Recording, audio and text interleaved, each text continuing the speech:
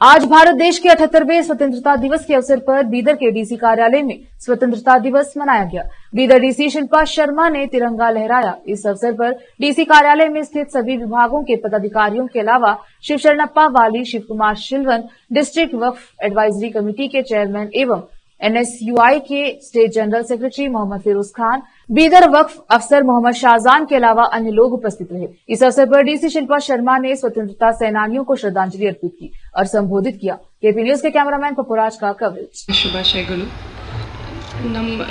ಇವತ್ತು ನಾನು ನಿಮಗೆ ಏನು ಹೇಳಕ್ಕೆ ಬಯಸ್ತೀನಿ ಅಂದರೆ ನಮ್ಮ ಫ್ರೀಡಮ್ ಫೈಟರ್ಗಳು ನಮ್ಮ ದೇಶಕ್ಕೆ ಫ್ರೀಡಮ್ ಇಂಡಿಪೆಂಡೆನ್ಸ್ ಸಿಕ್ಕುವಾಗ ಏನು ಕನಸುಗಳು ಇಟ್ಟಿದ್ದಾರೆ ನಮ್ಮ ದೇಶದ ಅಭಿವೃದ್ಧಿ ಬಗ್ಗೆ, ಅವೆಲ್ಲ ಕನಸುಗಳು ನಾವು ನಮ್ಮ ಗಮನದಲ್ಲಿ ಇಟ್ಕೊಂಡು ಮುಂದೆ ವರಿಸ್ತಾ ಹೋಗಬೇಕಾಗುತ್ತೆ. ನಮ್ಮ ದೇಶದಲ್ಲಿ ಇಂಡಿಪೆಂಡೆನ್ಸ್ ತುಂಬ ಇಫೆಕ್ಟಿವ್ ಆಗಿ ಆಯಿತು.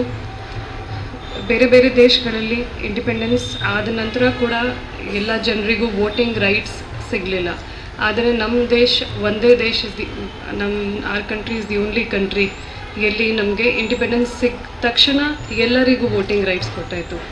ಬೇರೆ ದೇಶಗಳಲ್ಲಿ ಫಸ್ಟ್ ಎಜುಕೇಟೆಡ್ ಜನರಿಗೂ, ಆಮೇಲೆ ಎಜುಕೇಟೆಡ್ ಅಥವಾ ಅನ್ಎಜುಕೇಟೆಡ್ ಮೇಲ್, ಆಮೇಲೆ ಫಿಮೇಲ್, ಆಮೇಲೆ ಬೇರೆ ಬೇರೆ ಪುವರ್ ಪೀಪಲ್ ಆ ಥರದ್ದು ಕೊಡಲಾಯಿತು.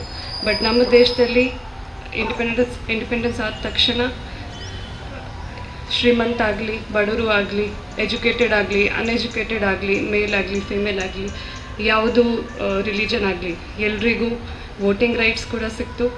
ಸೊ ಅದು ತುಂಬ ದೊಡ್ಡ ಹೆಮ್ಮೆಯ ವಿಷಯ ನಮ್ಮ ದೇಶಕ್ಕೆ.